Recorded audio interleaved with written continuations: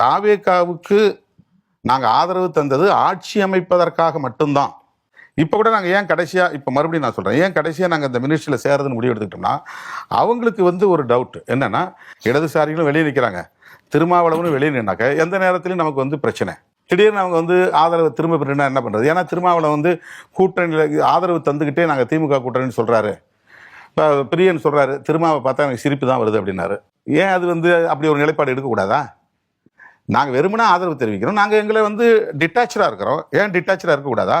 இன்னைக்கு அமைச்சரவை இருந்தாலும் கூட நாங்கள் டிட்டாச்சாக இருக்க முடியும். நாங்கள் அமைச்சரவை இருக்குங்கிறது just we extended our support. உங்கள் ஆட்சி அமைக்கிறது நாங்கள் ஆதரவு தந்தோம், அதுக்கு நீங்கள் எங்களுக்கு ரிவார்டு கொடுக்குறீங்க, உங்களை ஒரு அமைச்சரவை சேர்த்துக்கிறேன்றீங்க, அவ்வளவுதான். எந்த நேரத்தில் நாங்கள் அமைச்சர் கூட வெளியே வரலாம்ல? வர முடியாதுங்கிறது என்ன இருக்கு?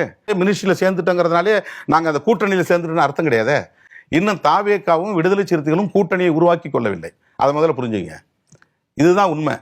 அப்படி இருக்க முடியும், அப்படி அரசியல் பண்ண முடியும், அந்த ஸ்டாண்ட் எங்களால் எடுக்க முடியும். அப்படி நாங்கள் டிட்டாச்சாக இருந்து தான் அரசியலும் பண்ண முடியும். நாங்கள் உடனே ஒரு அணியிலேருந்து இன்னொரு அணிக்கு போய் டக்குன்னு ஷிஃப்ட் ஆன உடனே 1-2 நம்ம பிணைஞ்சிட முடியாது, இணைஞ்சிட முடியாது, அப்படி ஆக முடியாது. அது அப்போ நாங்கள் வெளியில் இருக்கிறோம்.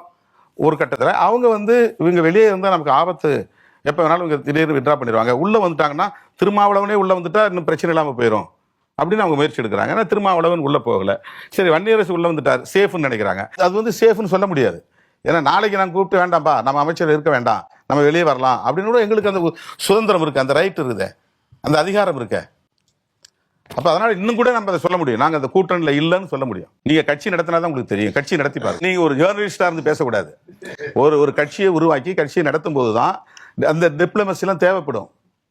இது ஒரு வகையான டிப்ளமசி. இது இல்ல இயல்பா அந்த கேள்வி வரும் தானே? இப்ப ஒரு இயல்பா வருங்கிறதுக்காக தான் நான் பதில் சொல்றேன். எனக்கு ரெண்டு கேள்வி இருந்து